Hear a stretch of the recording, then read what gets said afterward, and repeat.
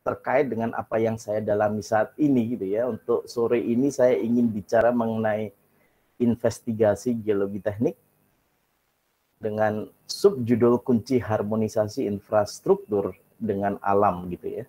Nah, ini saya ambil sengaja, saya berpikir keras bagaimana kira-kira sudut atau daya tarik geologi teknik, terutama terkait dengan peran ahli geologi teknik dalam pembangunan infrastruktur yang saat ini lagi gencar-gencarnya. Mudah-mudahan dengan banyak keterlibatan ahli geologi teknik tentunya diharapkan sesuai dengan judul yang saya buat ini, apa yang dihasilkan, infrastruktur yang dihasilkan itu bisa lebih serasi dengan kondisi alam dan terutama dengan kondisi geologi. Baik, ini kerangka presentasi saya, tentunya diawali dari pendahuluan dan ada 7 bagian. Sebenarnya bagian-bagian ini nanti mungkin perjalanannya sangat smooth sehingga kadang-kadang perpindahannya tidak nyata gitu ya. Tetapi nanti saya mencoba untuk membatasi bagian-bagian ini. Dan yang mungkin bagian utama ingin saya sharing dari apa yang saya lakukan adalah di bagian ke-6 ya. Nah, di situ ada beberapa studi kasus dan saya mungkin hanya memberikan 2 contoh studi kasus bagaimana geologi teknik yang saya lakukan dari sisi geologi teknik untuk beberapa pembangunan infrastruktur, terutama terkait dengan konstruksi di Kementerian PUPR. Nah, bicara mengenai PUPR dan bicara mengenai infrastruktur dan konstruksi, tentunya kita boleh bangga sebagai ahli geologi karena saat ini menterinya berlatar belakang geologi, yaitu Pak Basuki.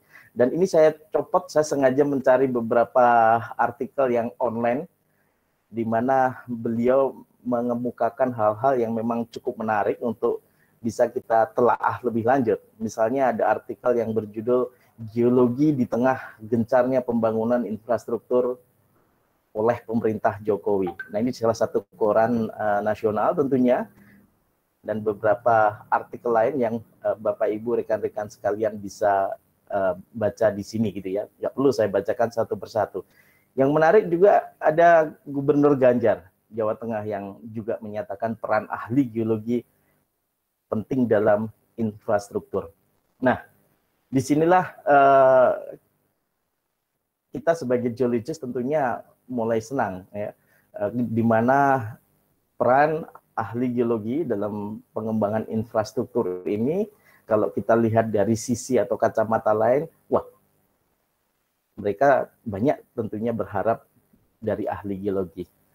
Baik, Bapak Ibu sekalian, ini sebagai salah satu pendahuluan juga, karena memang terkait dengan SDGs ini saya keluarkan ya beberapa poin SDGs, ada 17 global goals di sini ya, di mana peran ahli geologi dan terutama geologi teknik yang ingin saya highlight di sini juga menjadi penting.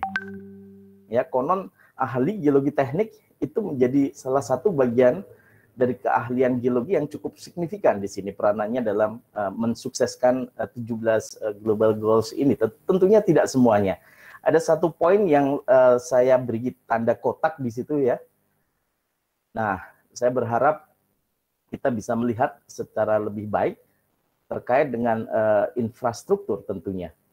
Nah, di sini kalau saya melihat artikel atau paper yang ditulis GIL 2017, ada beberapa poin. Dia menyebutkan di sini 12 interaction between geology and international development. Nah, itu yang menarik sebagai core ya, komponen dari sustainable development. Nah, salah satu yang ada di sana yang juga diberi contoh fotonya yaitu Engineering Geology for Infrastructure Development yang saya highlight di sini gitu ya. Nah, walaupun tidak saya perbesar dan saya beri highlight, di situ juga ada satu kotak yang cukup menarik di mana ahli geologi teknik cukup banyak berperan, yaitu mengenai geohazard management and disaster risk reduction.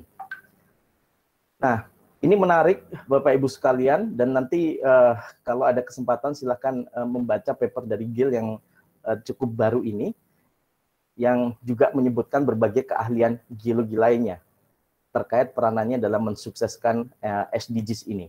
Nah, dalam papernya juga dia mengemukakan apa sih sebenarnya engineering geologist itu, yang intinya dia sebutkan sebagai aplikasi science dari geologi gitu ya, atau geological science to engineering. Nah, di sini banyak pekerjaan-pekerjaan atau kegiatan terkait dengan infrastruktur yang dilakukan oleh ahli geologi dan berperan di sana. Baik, Bapak Ibu sekalian, saya tidak akan terlalu detail di sini. Yang pasti saya sebutkan tadi bagaimana peran geologi dalam infrastruktur ini untuk pencapaian apa yang disebutkan di sini sebagai sustainability. Ingin juga saya mengingatkan teman-teman, Bapak Ibu sekalian di sini tentang apa itu geologi teknik. Mungkin semuanya sudah sering baca dan semuanya juga sering melihat berbagai variasi pendefinisian geologi teknik itu, tetapi kami di dunia internasional punya asosiasi dan punya anggaran dasar yang di situ tertulis juga definisi mengenai geologi teknik. Dan ini definisi sudah cukup lama dibuat ya, sejak tahun 1992 ini tidak ada perubahan sampai sekarang, walaupun asosiasi ini didirikan pada tahun 67. Nah, jadi yang menarik sebenarnya ada sedikit perubahan dari nama asosiasi yang tadinya International Association of Engineering Geology, sekarang ditambah for Engineering Geology and the Environment, biar konon agak lebih luas lagi pada saat itu. Kalau nggak salah tahun 97. Terkait dengan geologi teknik, saya seringkali menggunakan gambar ini sebagai gambar memperlihatkan bagaimana peran ahli geologi yang saya sebut seakan-akan memiliki dua muka gitu ya. Saya kadang-kadang membuat kartun geologi itu menjadi bermuka dua, kiri dan kanan, karena memang di sini penting sekali ahli geologi teknik memiliki kemampuan pemahaman geologi secara baik. Itu yang selalu saya sampaikan ke mahasiswa gitu ya. Dan tentunya perlu sekali dibekali oleh pemahaman dan pengetahuan akan berbagai produk-produk infrastruktur dan bagaimana infrastruktur itu dibuat dari tahapan perencanaan awal hingga konstruksi dilakukan. Nah, inilah yang menarik, ahli geologi teknik ini jadi cukup berat bebannya kadang-kadang, tetapi satu sisi memang basis geologinya harus kuat. Nah, dalam konteks geologi teknik, kita juga sangat concern terhadap bagaimana bumi ini memiliki keterbatasan dan juga bagaimana kita menciptakan sustainability sesuai dengan apa yang saya sampaikan di awal. Nah, kadang juga para ahli geologi teknik dan sama halnya dengan ahli geologi lingkungan itu menggunakan suatu idiom yang sangat terkenal di geologi, yaitu the present is the key to the past. Tetapi bagi ahli geologi teknik juga the present is the key to the future, atau bahkan the past is the key to the future juga gitu ya. Untuk bagaimana menformulasikan apa-apa yang dimiliki terkait dengan bidang geologi untuk infrastruktur nanti. Baik, saya percepat sedikit untuk materi-materi berikutnya, karena ini akan lebih banyak terkait dengan penjelasan mengenai peran geologi secara lebih detail lagi. Nah, di sini saya ingin mengungkapkan bahwa berbagai infrastruktur akan terus dikawal oleh para ahli geologi, karena memang hingga saat ini tentunya infrastruktur ini dibuat dan berkaitan dengan bumi yang berada di atas ataupun bahkan berada di bawah. Nah, ini terkait dengan perkembangan cukup banyaknya terowongan saat ini, di mana kita harus mengakomodir berbagai jenis infrastruktur yang seakan-akan sudah masuk ke dalam bumi gitu ya. dan bagaimana juga infrastruktur itu menggunakan material-material dari bumi, terutama terkait dengan batuan dan tanah. Baik Bapak Ibu sekalian dan rekan-rekan semuanya, bagian kedua ini saya ingin sedikit meng-highlight bagaimana perkembangan geologi dan ilmu geologi teknik itu sendiri, ya, sejak kelahirannya dan dinyatakan sebagai spesialisasi dalam geologi. Nah, tentunya teman-teman yang geologis di sini sudah terbiasa mendengar William Smith, gitu ya, seorang ahli geologi dari Inggris, gitu ya, yang juga disebut sebagai bapak geologi modern, gitu ya. Nah, bagi ahli geologi teknik, beliau juga bapaknya, ya, karena memang banyak hal yang dikemukakan, misalnya terkait dengan pembangunan kanal di Inggris sana, yang juga sebenarnya dari kanal itu dia menemukan fenomena strata yang kita sering sebut sebagai strata Smith juga, gitu ya. Nah, cukup menarik, ya, karena di situ William Smith ini juga menyatakan berbagai poin terkait dengan geologi, terutama terkait dengan slippery zone, ya, zona-zona yang berpotensi untuk tidak stabil dan mudah longsor. Nah, secara lebih detail banyak sebenarnya artikel yang mengemukakan mengenai peran William Smith ini. Nah, satu lagi yang menggunakan nama Williams juga, William Pennings. Di sini sebenarnya juga dikenal sangat baik oleh para ahli geologi yang juga dari banyak berperan di British Geological Society. Nah, apa yang menarik dari Penning ini? Nah, dia sebenarnya ahli geologi yang pertama kali membuat textbook berjudul Geologi Teknik tahun 1880, ya. Dan hampir bersamaan dengan itu sebenarnya dia juga membuat textbook tentang field geology.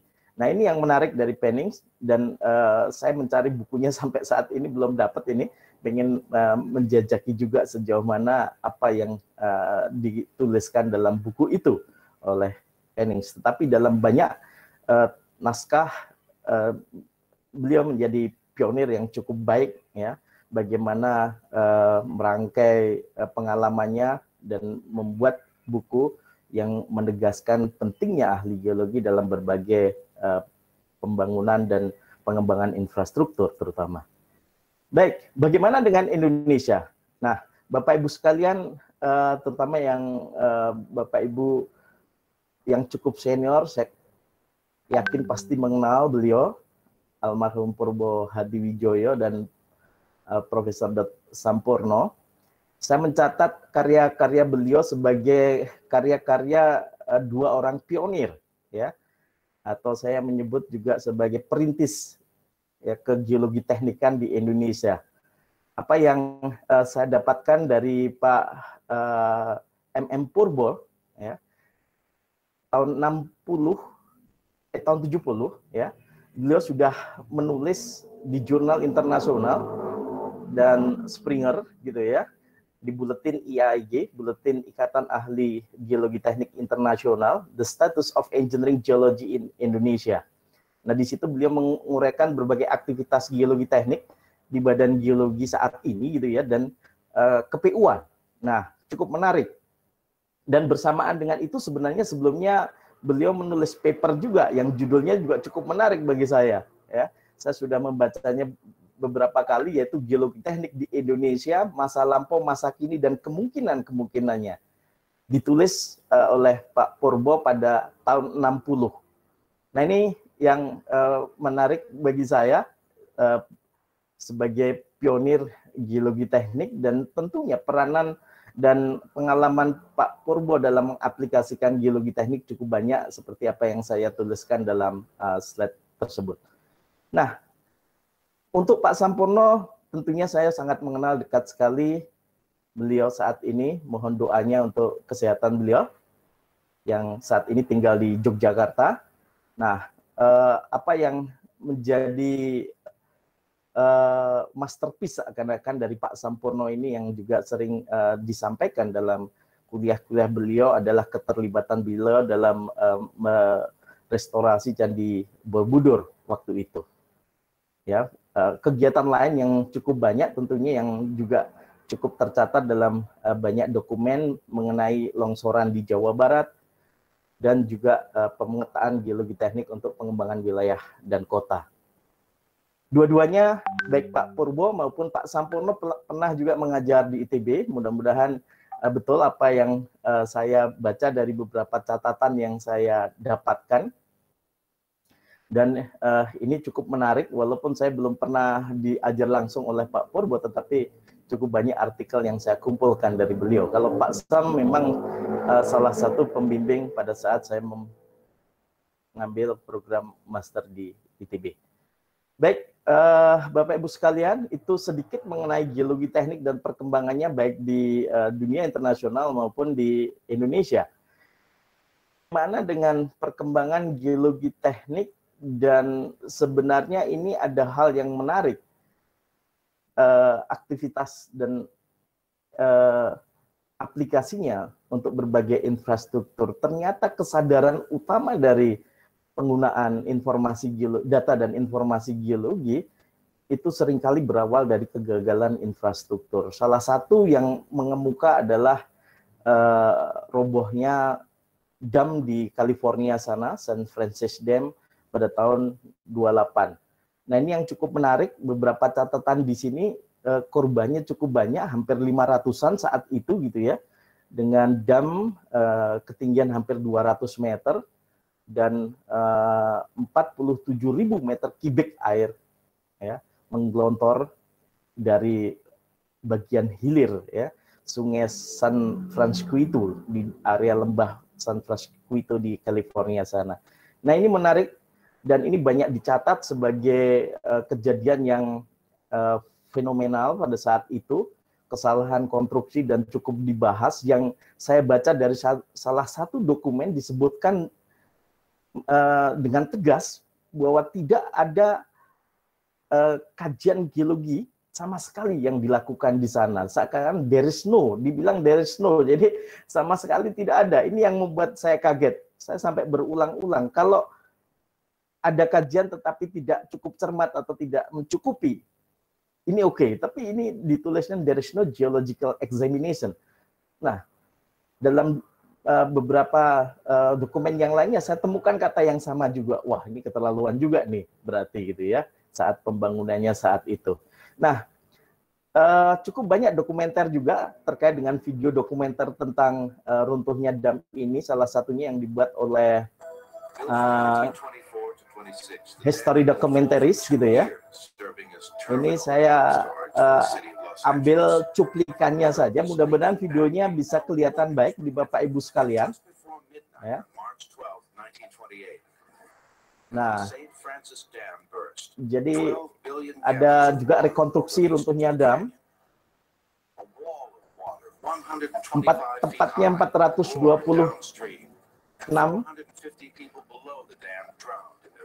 meninggal dunia saat itu. The worst man-made disaster in California. Kalimat terakhir yang cukup menarik ini ya, Bapak Ibu sekalian.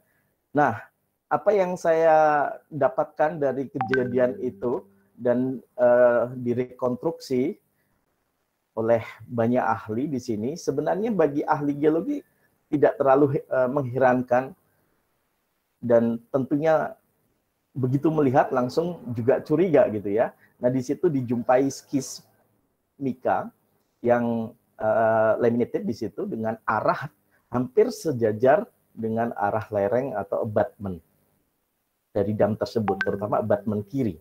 Nah, abutment kanan itu dijelaskan atau disampaikan juga ada endapan-endapan konglomerat yang sebenarnya pada saat kering tampaknya konglomerat itu sangat kuat, tetapi setelah direndam air dan dilakukan beberapa kali pengujian dalam kaitannya dengan forensik kejadian ini. Nah, ini ada suatu kalimat atau kata yang menarik, ada forensik geologi nanti gitu ya, yang juga Pak Denny kalau nggak salah 3 minggu lalu memperkenalkan. Nah, ternyata mudah sekali luruh. Artinya sementasi yang ada mungkin bukan semen-semen yang terbuat dari silika dan seterusnya ya. Begitu konglomerat ini terendam, mudah sekali luruh dan di situ ada zona sesar yang tidak terdeteksi dengan baik, yang membuat di abutment kanan juga menjadi lemah. Ya, jadi sederhananya seperti itu, Bapak Ibu sekalian. Tetapi kalau itu tidak diidentifikasi dalam proses pembangunan dam, nah inilah akibatnya, ya, runtuhnya St. Francis Dam. Nah, hal yang kedua yang ingin saya juga highlight di sini, kalau tadi di luar negeri, bagaimana dengan di Indonesia? Nah, ini yang sangat terkenal dan mungkin Bapak Ibu sekalian sudah banyak membaca juga artikel-artikel mengenai kasus Hambalang. Karena cukup menarik, bukan hanya dari aspek kegagalan konstruksi yang saya bilang, tetapi juga dari unsur politik yang sangat kental dan cukup seru gitu ya. Nah, apa yang sebenarnya dari sisi geologi menarik di sana? Sebenarnya simpel juga. Bagi saya yakin Bapak Ibu sekalian sudah cukup terbiasa mendengar batu lempung atau formasi jatiluhur yang di dalamnya salah satu batuan yang ada yaitu batu lempung. Nah, ini memang salah satu bidang yang saya tekuni, melihat batu lempung ini memiliki karakteristik yang aneh. Ya, di mana batu lempung ini kalau terekspos oleh suatu galian atau apapun kegiatan yang mengekspos batu lempung ini mudah sekali mengalami degradasi, termasuk degradasi kekuatan. Dan termasuk kekuatan gesernya yang mengontrol nanti biasanya kekuatan potensi longsor kalau batu lempung itu berada pada satu lereng. Nah, jadi kondisi-kondisi seperti ini di Hambalang waktu itu saya banyak jumpai dan kebetulan saya menjadi tim yang dibuat oleh Kementerian PUPR ya untuk melihat kembali, meninjau ulang Hambalang, dan kita bekerja cukup cepat, hampir 1 tahun, sampai menghasilkan juga kriteria desain untuk keberlanjutan Hambalang. Apabila memang Hambalang ini akan digunakan kembali, dan waktu itu sebenarnya memang ada keinginan dari Presiden Jokowi untuk memanfaatkan Hambalang ini yang seakan-akan saat ini mangkrak. Nah, ada satu koran yang mengambil dan juga mewawancarai kami, ya, di sini dipasang gambar waktu itu Pak Dirjen Bina Marga, Pak Ari Murwanto. Kemudian ada Mbah Rono juga yang jadi anggota tim, kemudian saya di situ. Dan tentunya kalau media massa nggak bikin judul yang keren, nggak menarik gitu ya. Jangan tantang alam Hambalang gitu ya. Baik, nanti detailnya silahkan, mudah-mudahan masih ada gitu ya untuk dibaca, dan di dalamnya apa yang saya sampaikan intinya sebenarnya sedikit menjelaskan bagaimana failure atau kegagalan yang terjadi, entah terkait dengan fondasi, entah terkait dengan lereng dan sebagainya, itu juga sangat dikontrol oleh keberadaan batu lempung formasi jatiluhur tadi. Baik, Bapak Ibu sekalian, mulai slide ini saya ingin mengajak diskusi mengenai pentingnya site investigation, dan tentunya sebagai geologis saya lebih suka menggunakan istilah engineering geological investigation atau investigasi geologi teknik. Ini sudah mulai banyak digunakan, kalau dulu lebih banyak menggunakan penelitikan geologi teknik, ya. Nah, konon kalau investigasi, wah ini kayak mencari sesuatu yang lebih berbahaya gitu ya. Nah, pada prinsipnya sebenarnya investigasi juga dilakukan dalam berbagai tahapan yang nanti akan saya jelaskan, dan memang banyak yang mengatakan juga, salah satu artikel yang saya suka dengan judulnya, yaitu without site investigation, ground is hazard. Jadi kalau tanpa investigasi, ya kita sudah sebenarnya seakan-akan membuat potensi bencana itu nyata gitu ya. Baik, Bapak Ibu sekalian, terkait dengan ini satu kalimat yang saya pinjam dari Hawk and Palmery. Sebenarnya beliau adalah para ahli rocks engineering, tetapi cukup menarik karena kalimatnya ini saya sering kali gunakan, betapa pentingnya site investigation itu. Saya sering kali menerjemahkan sebagai investigasi. Pak, ini ada Pak Edi, ini mudah-mudahan bisa dikoreksi nanti gitu ya. Karena site ini juga kadang-kadang diterjemahkan macam-macam juga ini, ya. Jadi investigasi tapak sepertinya paling cocok ini. Nah, di situ dikemukakan the best solution, gitu ya, to define masalah-masalah yang mungkin timbul akibat kondisi geologi, yaitu kita melakukan ya as early and as accurate possible, ya, pendefinisian geologi dan terutama aspek geologi teknik. Nah, ini early dan accurately ini sebenarnya beberapa kali saya diskusikan dengan panjang gitu ya, karena ini sangat penting sekali, ya. Ini menjadi kebalikannya, wah kita telat gitu ya. Akurat kebalikannya, wah ternyata ada itu, ada ini. Memang geologi ini cukup menarik, agak sulit karena kita melihat sesuatu di situ yang dituliskan sebagai unforeseen condition. Wah, tidak terlihat gitu ya. Tentunya Bapak Ibu sekalian, rekan-rekan sudah paham sekali gitu ya. Nah, ini yang mendasari investigasi lahan itu penting. Dan sebenarnya kalau saya meminjam dari Joe Kantor terkait dengan project gitu ya, perencanaan project atau pelaksanaan project dari perencanaan awal sampai konstruksi nanti, ya. Nah, di situ dikemukakan the greatest value created during pre-construction is the key sebenarnya, ya. Nah, ini yang menarik. Dan komponen investigasi tentunya menjadi bagian dari kegiatan-kegiatan di awal konstruksi. Dan menarik yang terkait dengan apa yang saya kemukakan sebelumnya, yaitu opportunity to influence sustainable outcomes. Di sini termasuk tentunya bagaimana kita menjaga konstruksi yang kita rencanakan ini, salah satunya ya sustainability tadi. Yang menarik dari investigasi, saya mengambil sebenarnya dari beberapa kalimat yang dikemukakan oleh Clayton dalam bukunya Set Investigation dalam slide berikut ini gitu ya, untuk menjelaskan mengenai lebih lanjut terkait dengan investigasi. Saya tidak akan membacakan satu persatu. Yang menarik di sini, investigasi itu, set investigation itu sebenarnya proses integrasi dari data-data terkait geologi, geoteknik, dan informasi-informasi lainnya yang sangat penting dibutuhkan dalam proyek konstruksi atau kinerja infrastruktur nanti. Perlu saya garis bawahi, dan tentunya untuk mencari kesesuaian antara kondisi tapak yang ada dengan perencanaan infrastruktur yang sudah dilakukan gitu ya, yang sudah diputuskan mau dibuat di sana. Nah, yang menarik sebenarnya investigasi ini sering juga dikemukakan oleh para ahli, diawali dari perencanaan awal sampai bahkan setelah infrastruktur itu digunakan atau dalam tahap operasi.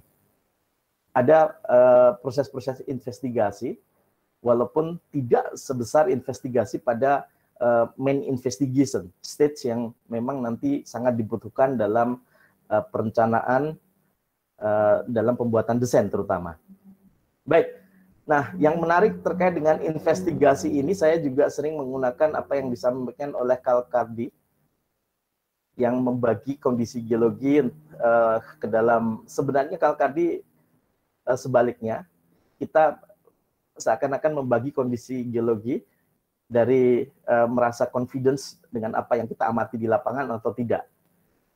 Nah, ini saya modifikasi sedikit untuk menjelaskan kondisi geologi yang seakan-akan simple condition sampai complex condition.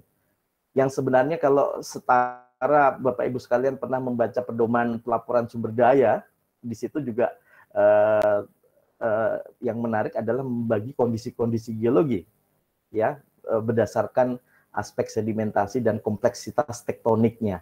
Nah, tentunya investigasi geologi teknik juga dipengaruhi oleh hal-hal seperti itu, di mana pada kondisi yang sangat, geologi yang sangat kompleks, tentunya kita harus benar-benar ekstra keras untuk bisa memecahkan kondisi yang ada, karena disitulah nanti kemungkinan bahaya geologi seringkali masih sulit untuk dipahami karena kompleksitas geologi.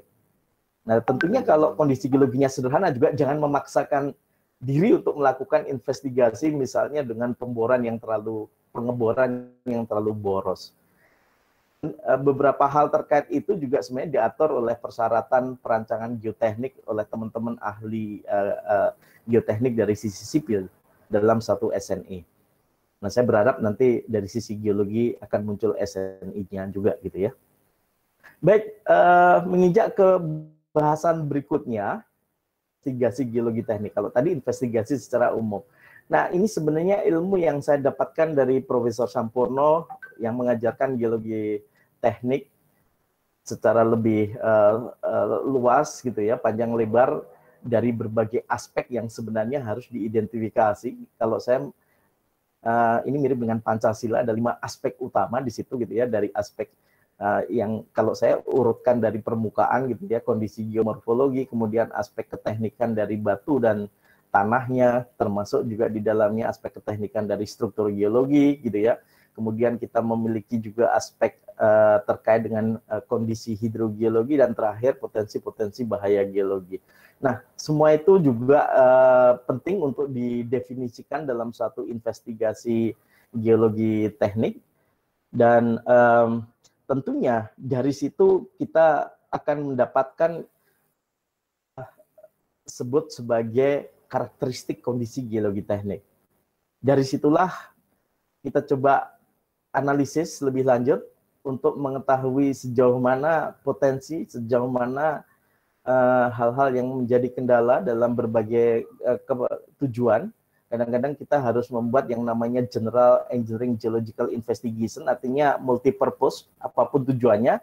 Tetapi kalau kita sudah punya satu tujuan tertentu, pengembangan infrastruktur jenis tertentu, kita bisa melakukan evaluation atau valuasi dari kondisi geologi teknik yang lebih spesifik lagi.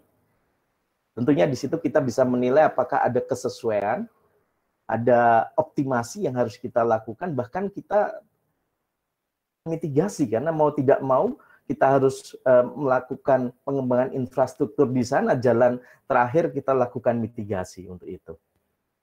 Baik, nah ini yang menarik Bapak Ibu sekalian, jadi apa yang dilakukan lebih lanjut dari ahli geologi teknik, dan ini saya sarikan dari apa yang saya dapatkan dalam kuliah waktu itu yang diajarkan Pak Sampurno dengan standar yang berlaku di Indonesia. Kita punya SNI juga para ahli geologi teknik, yaitu SNI 032849 tentang pemetaan geologi teknik di lapangan gitu ya. Nah, yang menarik di situ juga disebutkan sebenarnya bagaimana skala peta dan peruntukannya. Walaupun hanya membagi menjadi 4 bagian.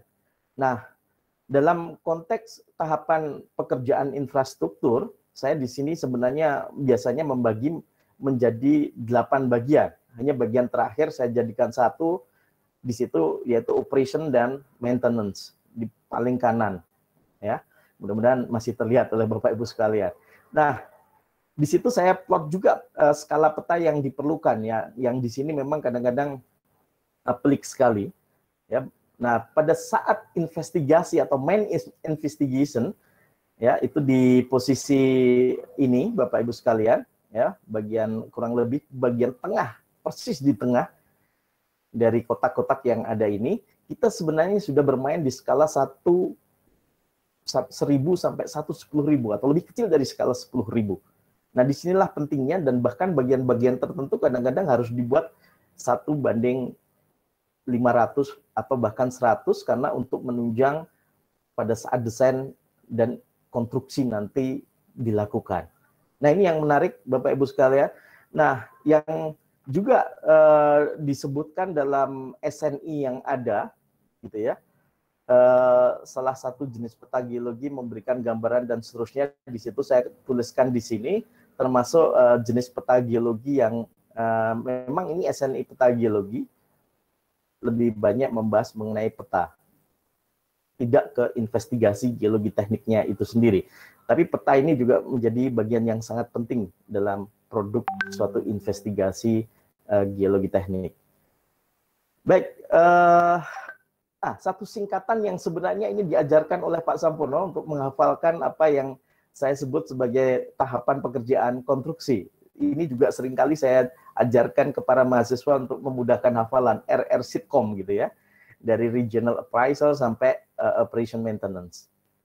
Baik, salah satu yang juga menarik untuk didalami oleh para ahli yang belajar geologi teknik adalah standar peta secara internasional yang dibuat oleh UNESCO yang sampai sekarang juga masih powerful, tahun 76 maaf, ya, digunakan terus, dan ini sebenarnya diawali oleh tokoh-tokoh pemetaan geologi teknik dunia, Dearman, William Robert Dearman dan Fox gitu ya, dari British Geological Society. Nah, ini yang menarik, mereka juga mengemukakan beberapa features yang memang dimunculkan dalam peta yang hampir sama yang tadi saya kemukakan, ya, yang saya dapatkan dari perkuliahan dan banyak saya aplikasikan saat ini. Dan buku terakhir mengenai mapping dalam kaitannya dengan geologi teknik itu diterbitkan tahun 2002 yang sebenarnya seakan-akan mengelaborasi penerbitan dari UNESCO dengan beberapa contoh tambahan saja. Baik Bapak Ibu sekalian, dan ini bagian akhir dari investigasi atau pentingnya investigasi, dan ini sebagai kegiatan utama para ahli geologi teknik sebenarnya diharapkan memang ujungnya itu membuat model geologi teknik yang komprehensif, yang didasarkan pada pemahaman genetik aspek-aspek geologi, itu yang penting. Ya, salah satu bagian yang memang harus didefinisikan bagaimana kita membuat geomechanical model atau geotechnical model. Saya sengaja menggunakan apa adanya geomechanical model dari Vallejo dan Ferrer di sini, ya, dalam bukunya mengenai geological engineering. Nah, bagaimana ahli geologi itu dituntut untuk bisa mengkonversi seakan-akan, ya, dalam tanda kutip, kondisi geologi ke geomechanical model. Ya, ini yang paling penting dalam suatu proses pemodelan nanti, baik kita menggunakan pemodelan analitik maupun pemodelan yang sudah advance yang ditunjang oleh komputer, yaitu numerik. Yang di bagian akhir juga akan saya kemukakan. Dasari sebenarnya nanti garbage in, garbage out gitu ya. Bagaimana kita mentransformasikan kondisi geologi ke dalam geotechnical atau geomechanical model. Dan yang kedua yang penting adalah bagaimana parameter itu desain, parameter itu dimunculkan untuk setiap saya sebut sebagai klasifikasi dari unit geoteknik atau unit geomekanik, ya. Nah, ini yang menjadi kunci bagaimana nanti kita mendapatkan model yang bagus. Mudah-mudahan tidak terlalu membosankan apa yang saya sampaikan. Nah, pada bagian berikutnya ini akan saya ceritakan sesuatu yang memang pengalaman dari saya cukup banyak gitu ya. Tidak akan bicara banyak mengenai apa yang saya lakukan, tetapi ada dua hal yang ingin saya sharing di sini. Pertama, bagaimana memang ini sesuatu yang saya dalami, termasuk topik doktoral saya waktu itu, bagaimana saya melihat dan teman-temannya dalam tanda kutip, teman-teman sipil menyebut ini sebagai clay shale, gitu ya. Clay shale pun memang terminologi yang secara non-genetik dipakai saja untuk material-material yang memiliki perilaku yang aneh tadi, yang saya sebut sebagai time-dependent behavior, atau perilaku yang bisa memburuk sifatnya, fungsi waktu dan fungsi kondisi, perubahan kondisi. Ini yang menarik. Yang kedua juga saya akan meng-highlight sedikit pengalaman mengenai bagaimana melakukan analisis kestabilan lereng batuan di berbagai pengembangan infrastruktur, terutama terkait dengan jalan nasional yang ada di negara kita. Baik Bapak Ibu sekalian, mudah-mudahan bagian ini saya bisa selesaikan lebih cepat lagi, ya, untuk sharing pengalaman-pengalamannya.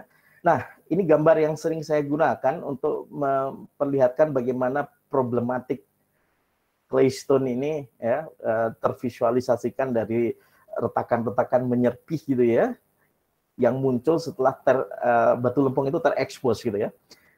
Apalagi kalau kena air, apalagi kalau beddingnya searah dengan bidang lereng galian yang ada. Nah, saya bilang, waduh ini sudah the worst case-nya lah gitu ya. Biasanya teman-teman sipil juga sudah takut melihat claystone ini. Nah, memang di berbagai textbook, dan ini gambar yang waktu itu saya develop sendiri untuk menguraikan berbagai aspek yang berhubungan dengan masalah slack prone rock gitu ya. Saya sebut sebagai slacking karakteristik atau slacking behavior. Saya masih bingung sebenarnya menerjemahkan slacking dengan satu kata saja gitu ya dalam bahasa Indonesia. Mungkin nanti harus konsultasi lagi dengan Pak Edi. Nah, yang menarik di situ lempungnya untuk berbagai infrastruktur baik di permukaan maupun bawah permukaan, gitu ya. Juga seringkali menimbulkan tidak hanya masalah terkait slope stability, tetapi masalah fondasi, juga masalah erosi dan sebagainya, termasuk wellbore stability. Nah, apa yang saya dapatkan dari pengalaman dengan claystone ini, tentunya Bapak Ibu sekalian juga sering mendengar gitu ya masalah di Cipularang ya, yang seakan-akan tidak pernah selesai gitu ya. Dan ini yang menarik memang kalau kita ulas bagaimana proses Cipularang ini dibangun, yang saya sebut sebagai fast track gitu ya dalam artikel saya, dan berbagai masalah yang muncul di sana. Nah, salah satu yang juga saya cermati waktu itu, saya tulis di koran, dan ini membuat masalah Jakarta-Bandung yang konon sampai lebih dari 24 jam gitu ya, gara-gara longsoran di KM 72100. Ya. Saya menulis di koran saat itu, dan juga menjelaskan bagaimana saya sebut sebagai batu lempung problematik, atau problematik claystone di situ. Saya coba uraikan problematik claystone dan juga mekanisme yang mengontrol kejadian longsor yang ada. Nah, ini yang menarik, dan mudah-mudahan sudah disadari dengan baik oleh pemilik jalan tol akan masalah-masalah itu. Dan waktu itu saya juga sudah menjadi ketua lab dan masih menjadi ketua IAGI Pengda Jabar Banten. Ya, tentunya saya sebutkan afiliasinya juga. Nah, ini yang juga terjadi di jalan tol Cipularang yang sangat fenomenal tempatnya, yaitu kilometer 9192 ya, tepatnya di 91200, 92600 sebenarnya Bapak Ibu sekalian. Dan pada poin 92400 kita bisa melihat ya dinding yang sangat tinggi, dan konon ada yang investigasi itu sebagai keberadaan dan indikasi sesar, ada yang mengidentifikasi itu hanya sebenarnya mahkota longsorannya yang besar, dan sebagainya, cukup banyak. Yang pasti fenomena retakan terjadi pada saat konstruksi jalan tol saat itu. Cukup besar sekali, dan ini salah satu evidence yang ada, bukti nyata gitu ya, retakan yang di situ sudah juga dicoba ditutup dengan semen gitu ya, untuk sedikit menahan pergerakan yang ada dan membuat retakan itu tidak lebih buruk. Nah, singkat kata, sebenarnya ini yang dilakukan pada akhirnya dibuat pile yang cukup besar, bahkan diameternya mencapai 1,5 meter dengan kedalaman yang cukup dalam. Saya lupa lagi, kalau nggak salah lebih dari 40 meter saat itu. Dan berbagai trial dilakukan, Bapak Ibu sekalian, untuk melakukan stabilisasi lereng itu, termasuk bagaimana dilakukan atau usulan-usulan untuk perbaikannya. Yang pertama memang sebenarnya saya bilang perbaikannya sangat minimalis sekali waktu itu, ya, karena memang keterbatasan dana dan keputusan untuk segera digunakan dan sebagainya gitu ya. Yang pada akhirnya kita melihat bagaimana tiang-tiang bor atau soldier pile gitu ya, yang menjadi andalan utama untuk stabilisasi di sana. Ya, pernah juga dilakukan ground anchor atau anchoring gitu ya, dan juga berbagai ide-ide lain. Dan tidak lupa juga tentunya drainase yang harus cukup baik dibuat di kilometer ini. Karena ini sudah teridentifikasi juga sebagai area longsoran purba atau paleo landslide.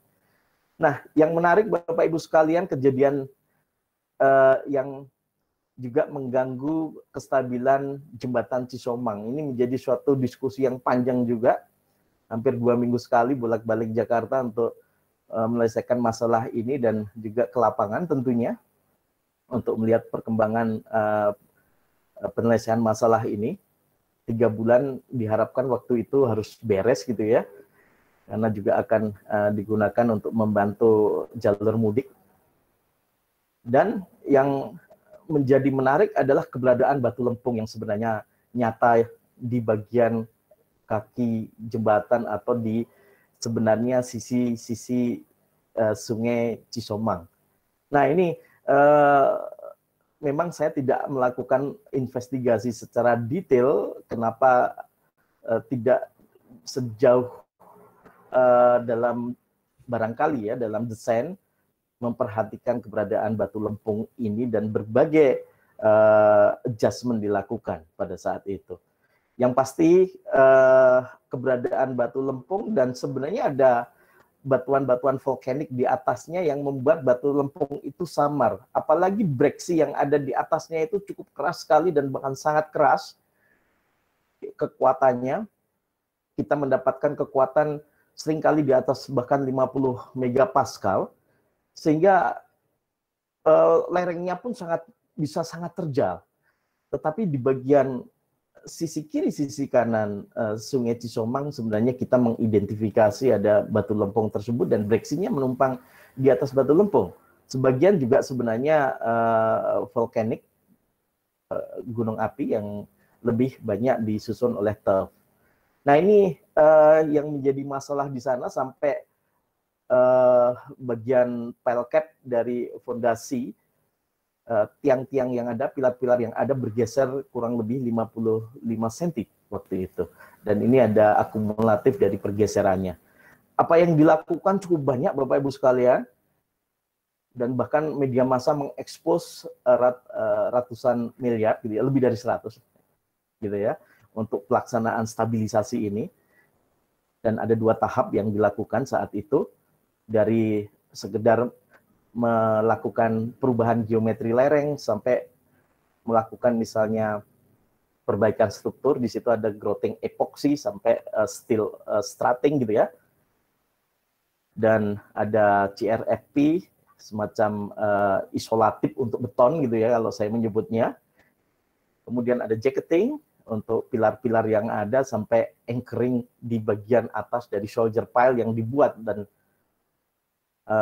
pile cap yang ada. Ini yang menarik Bapak Ibu sekalian. Memang cukup besar. Saya kadang-kadang mengatakan ini perbaikan ini bisa membuat 1 atau 2 jembatan lagi sebenarnya yang sama dengan Cisomang. Nah, yang juga ini pengalaman cukup menarik terkait dengan claystone dan sifat slaking pada claystone itu saya juga temukan di Tol Semarang Solo, di mana Bapak Ibu ahli geologi sudah hafal, yaitu adanya formasi kerek di sana. Dan konon kalau bicara Semarang dan formasi kerek, di sana ada jati ngaleh yang sangat terkenal. Jatinya aja sudah bisa ngaleh sendiri atau bergeser sendiri gitu ya. Dan itu yang sebenarnya penanda yang cukup baik untuk kita harus sangat berhati-hati untuk melakukan konstruksi. Dan mau tidak mau tol kita harus lewat sana ini, yang agak sulit. Dan ternyata di jalan tol itu ada salah satu bagian yang sangat sulit, karena di situ ada paleo landslide yang lebih besar dari apa yang saya lihat di Cipularang. Kalau Cipularang tadi 9192 mini, kalau ini lebih besar lagi. Ya, Bapak Ibu sekalian bisa lihat di sini ada indikasi longsoran kroon sebelum tahun 74. Dan ini longsoran tahun 74. Nah, tercatat juga tahun 74 itu rumah-rumah yang di sini ada perumahan juga, itu sudah ditinggalkan oleh banyak penduduk yang ada di sana. Konon ada 80 kalau tidak salah rumah-rumah yang ada di sini ditinggalkan, bahkan ada villa yang cukup bagus di sini ditinggalkan. Nah, ini yang menarik Bapak Ibu sekalian, dan waktu itu memang kemungkinan gara-gara timbunan untuk tol ini ya, ada reaktivasi seakan-akan dari longsoran yang ada. Dengan singkat cerita, timbunan dipotong lagi sampai 7 meter dan dilakukan perkuatan yang mirip dengan apa yang tadi saya sampaikan di kilometer 9192 dengan soldier pile, bahkan sampai 3 deret ya yang ada. Nah, secara cepat saya akan perlihatkan beberapa visual yang ada ini Bapak Ibu sekalian. Ini dari bagian yang bermasalah di sini. Ini sebenarnya sebelum kejadian fine-fine aja ya, sampai sebenarnya sudah dipasang yang namanya aspal di bagian akhirnya gitu ya. Oke, sehingga jalan itu sebenarnya sudah siap dilewati gitu, tapi retak-retak bisa dilihat gambar di atas kanan ini dan terpaksa semuanya dibongkar. Ya, istilah ilmiahnya ini kita sudah sampai pavement sebenarnya gitu ya, dengan flexible pavement, tapi dibongkar lagi karena ternyata timbunan itu mengaktifasi paleo landslide yang ada. Nah, ini gambar-gambar yang saya dapatkan dan waktu itu sebagai bahan diskusi juga untuk stabilisasi. Ini soldier pile yang bisa dilihat di sini ya, berlapis-lapis, dan juga sebenarnya dalam proses interpretasi tadinya kita menginterpretasi sliding surface-nya masih relatif dangkal, ternyata jauh lebih dalam lagi. Ya, sehingga sampai dibuat pile hingga kedalaman kurang lebih 45 meter dengan diameter 1,5. Nah, ini istilahnya sudah sangat hebat gitu ya, dengan diameter yang besar dan bahkan 2 baris ya untuk setiap soldier pile yang dibuat. Nah, tentunya dilakukan analisis juga Bapak Ibu sekalian dengan pemahaman yang baik, mengkonversi kondisi geologi dan unit-unit geologi untuk ke unit-unit geoteknik maupun geomekanik yang saya sebutkan tadi, untuk mengetahui terutama dari sisi faktor keamanan atau safety factor yang sebenarnya mencerminkan kondisi kestabilan lereng setelah dilakukan stabilisasi. Baik, ini masih di jalur yang sama, jadi ada 3 poin yang ingin saya sampaikan di sini di jalur Semarang Solo, dan ini masih bermasalah sampai sekarang, yaitu di jembatan Penggaron, yang konon juga melalui longsoran-longsoran purba.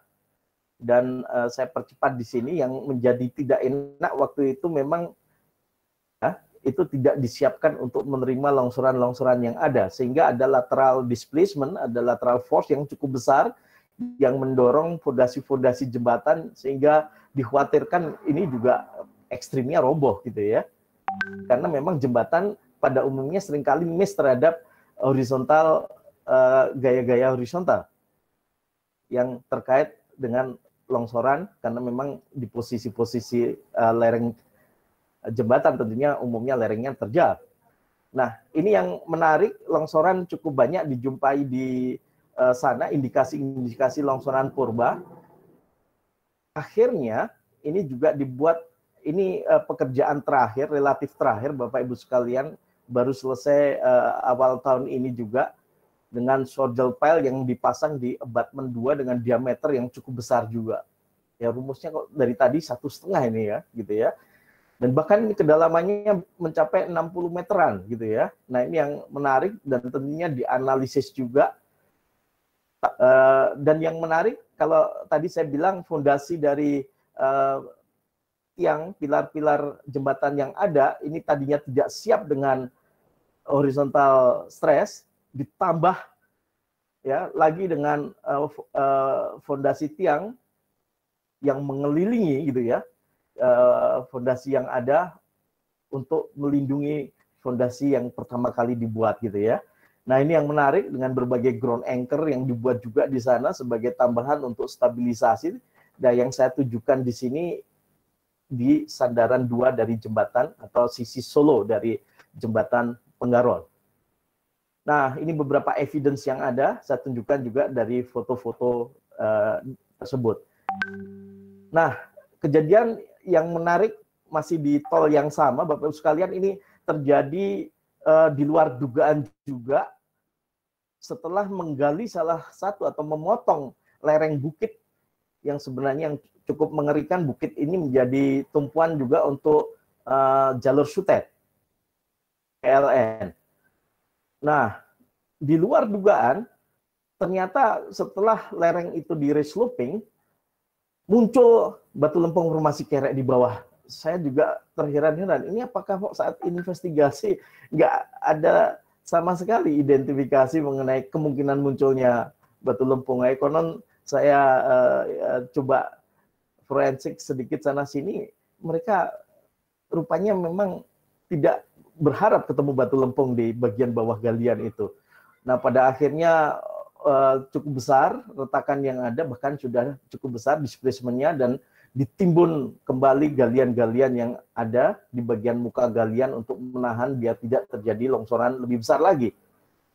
Kemudian perlahan-lahan di resloping, diperbaiki geometri lerengnya, dan akhirnya juga dilakukan stabilisasi dengan stabilisasi yang di sana. Baik, ya, ini kurang lebih pemodelan yang dilakukan untuk mengkonversi stabilisasi yang dilakukan untuk batu lempung. Nah, itu dua pengalaman yang saya ingin sampaikan, Bapak Ibu sekalian. Tetapi pengalaman yang lain sebenarnya cukup banyak terkait dengan batu lempung ini. Saya selalu bilang batu lempung ini saya jumpai dari Sabang sampai Merauke sebenarnya. Dari Aceh sana saya ketemu beberapa dan cukup banyak sebenarnya proyek yang sampai saat ini sedang dikerjakan mengenai PLTA Pesangan. Ya, kita bertemu di beberapa titik batu lempung yang cukup bermasalah, atau di lintas jalur jalan nasional, jalur tengah Aceh juga yang pernah saya lintasi. Ya, beberapa titik saya menemukan juga gitu ya yang mengganggu stabilitas jalan nasional di jalur tengah. Reportnya juga tentunya masih saya simpan. Ini beberapa area yang memang pernah saya lakukan studi khusus mengenai batu lempung ini untuk di berbagai wilayah Indonesia, Bapak Ibu sekalian, ya. Sampai Papua sana, ya. Jadi terutama di Jayapura, di daerah Kerom juga saya ketemu batu lempung yang mengganggu jalur Trans Papua yang pernah saya lewati waktu itu ekspedisi Papua, terutama di jalur jalan nasionalnya, Sorong sampai tentunya Wamena, Bintuni, dan seterusnya. Bintuni, Wamena naik ke Puncak Mega, Puncak Jaya, sampai ke Jayapura di atas sana gitu ya. Walaupun waktu itu sampai malam harus berhenti di Mamberamo dan wilayah-wilayah sekitarnya gitu ya, harus kembali ke Wamena lagi. Nah, jadi saya menjelajahi Trans Papua waktu itu, cukup banyak masalah juga terkait dengan lempung ini. Jadi saya presentasikan khusus sebenarnya untuk Trans Papua terkait dengan masalah-masalah yang ada. Nah, jadi Bapak Ibu sekalian, apa yang menarik dari batu lempung ini memang saya dalami sejak mengambil riset S3, dan ini memang berhubungan dengan apa yang tertulis di sini dari Nickman sebagai weak rocks, perilaku slacking durability by changing moisture, maupun saya tambahkan di situ changing stress juga, bukan cuma moisture. Batuan seakan-akan loss of strength, dan disebutkan di situ within month to years. Kalau saya enggak, within days bahkan, ya, to many years juga, ya. Seperti Cisomang tadi, masalah muncul setelah 12 tahun, kalau nggak salah 12 tahun ya kinerja jembatan. Nah, saya kadang-kadang menyampaikan ini ke teman-teman sipil, oh jadi batu lempung itu ada yang galak, ada yang nggak galak, gitu ya. Yang galak seperti apa, Pak Imam? Ya, ukur aja dengan slack durability, ya, dengan slack durability analysis. Dan salah satu yang memang saya kembangkan di sini, saya mencoba melakukan analisis yang saya sebut sebagai slacking index test. Dan ini bagaimana batu lempung saya percepat menjadi 6 detik gitu ya, kerusakan yang ada, dan ini saya tuliskan di banyak paper gitu, sampai paper terakhir 2018 pun saya coba analisis ini. Dan ini yang saya kembangkan, pengujian ini yang saya kembangkan, yaitu slacking index test, dan ini saya publikasikan waktu itu tahun 2005 dan 2010, dan saya mengembangkan juga apa yang saya sebut sebagai slack susceptibility index. Ada 10 indexing yang bisa digunakan untuk membedakan antara satu batuan dengan batuan lainnya. Dan ini yang saya aplikasikan untuk berbagai batu lempung yang ada di Indonesia. Wah, ini rupanya ada yang membuka mic. bisa dinantikan dulu. Oke, mudah-mudahan tidak banyak terganggu. Kemudian yang menarik dari Slacking Index Test itu beberapa hal juga saya kemukakan di sini yang memang ini juga saya sampaikan di paper saya tahun 2005 dan 2010 terkait dengan Slacking Index Test ini. Saya tidak akan menjelaskan detail. Nah, kalau tadi kita ketemu batuan lunak, Bapak Ibu sekalian, untuk yang berikutnya, saya ingin mengajak Bapak Ibu sekalian ketemu batuan yang bisa dikatakan kontrari atau berlawanan dengan tadi. Ini very hard rocks, ya, atau hard rocks minimal gitu ya, sampai extremely hard rocks, ya. Nah, bagian kedua ini saya akan mengajak Bapak Ibu sekalian untuk bagaimana rock slope stability atau stabilitas lereng batuan dari berbagai pengalaman yang saya dapatkan. Dan nah di sini sebagai kelanjutan dari apa yang disampaikan Pak Mino sebelumnya, yaitu aspek struktur geologi menjadi cukup penting kalau kita bicara rock slope stability. Dan ini sekalian dan rekan-rekan semuanya sudah hafal ini ya. Kita punya Kelok 9 yang fundamental gitu ya, 2013, dan dikerjakan oleh para ahli dari pribumi. Saya cukup bangga karena juga bisa terlibat di dalamnya, minimal untuk melakukan observasi lereng-lereng batuan yang ada. Itu salah satu lereng yang saya tunjuk itu. Nah, ini fotonya Bapak Ibu sekalian saat itu.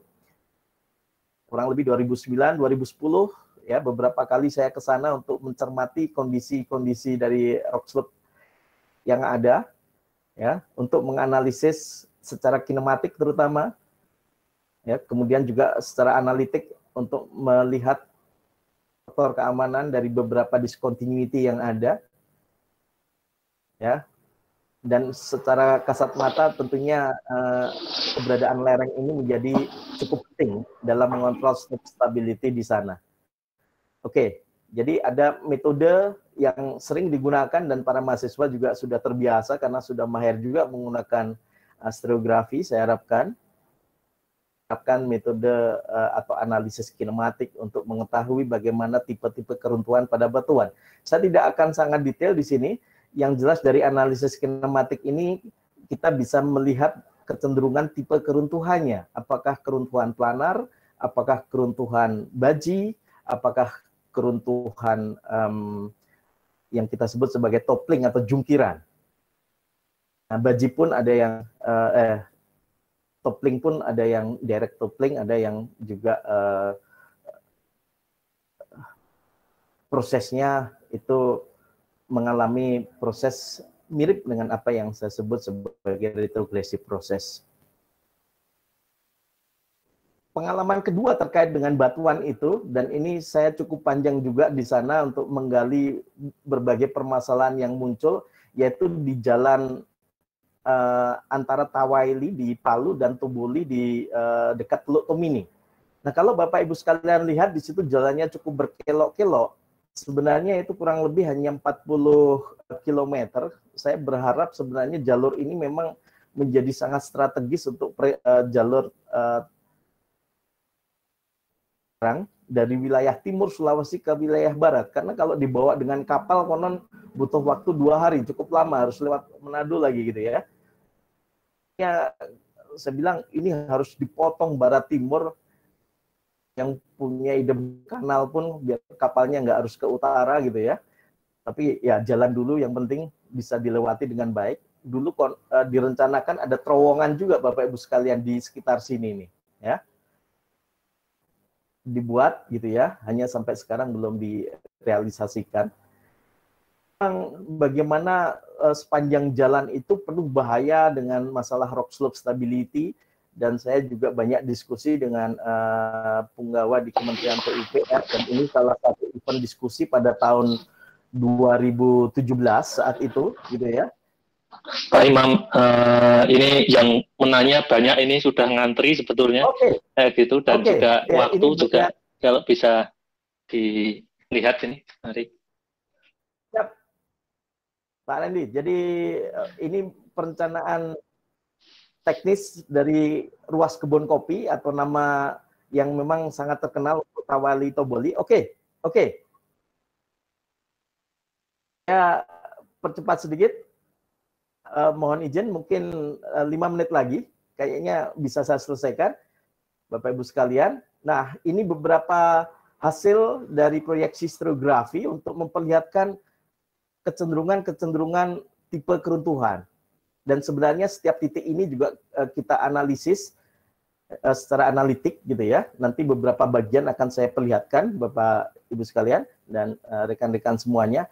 Dan yang menarik di sini adalah kita juga melakukan apa yang saya sebut di sini sebagai slope management.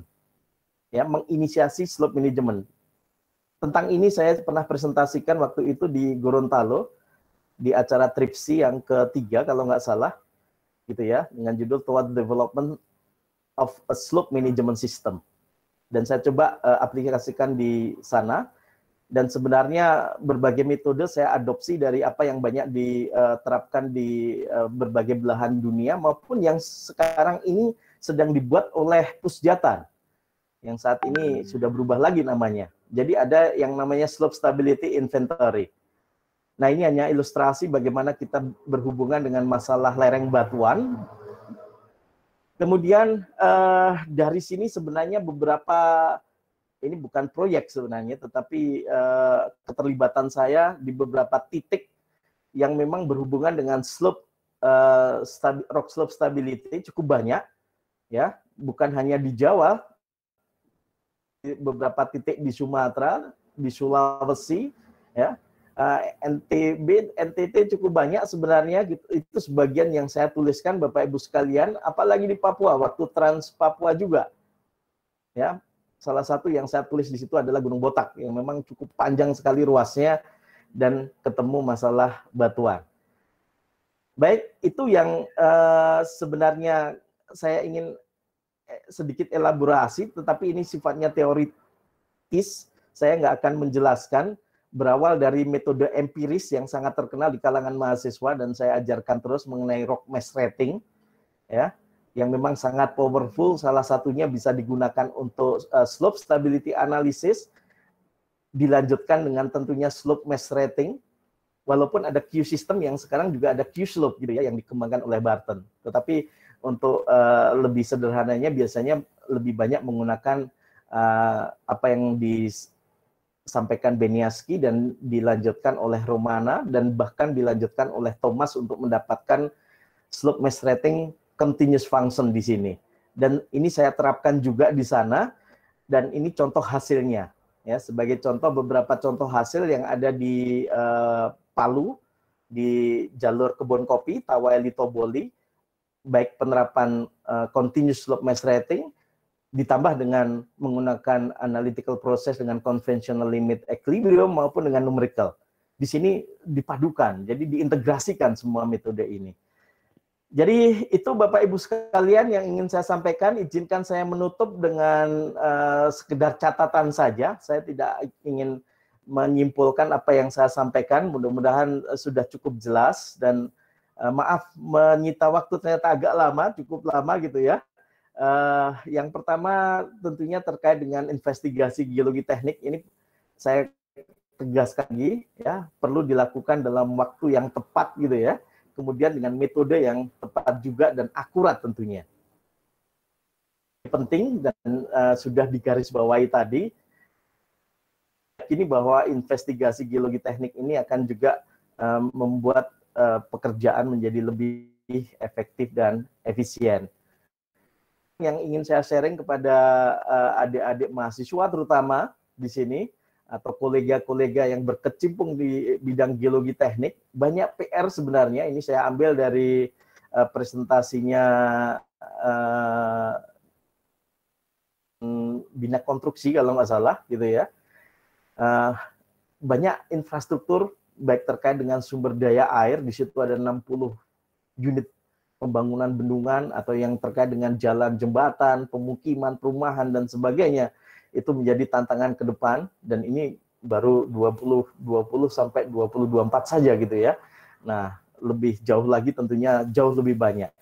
Sebagai penutup, ini satu slide yang sebenarnya kalimat-kalimat ini juga hasil modifikasi dari beberapa sumber, terutama dari textbook Engineering Geology yang ditulis oleh Frederick Gladstone Bell tahun 2007 gitu ya. Sepanjang geologi ini memang menjadi concern di sini, saya yakin data dan informasi ini perlu disampaikan dengan baik kepada kolega kita, engineer-engineer yang terlibat di konstruksi, dan itu semua dengan satu tujuan, yaitu mengembangkan infrastruktur yang harmoni dengan alam, termasuk kondisi geologi. Saya pikir itu saja. Terima kasih, Bapak Ibu. Terima kasih banyak. Cukup sabar mendengar apa yang saya sampaikan, Mas Randy. Ya. Itu yang bisa saya sharing pada siang hari ini. Terima. Ada pertanyaan dengan senang hati.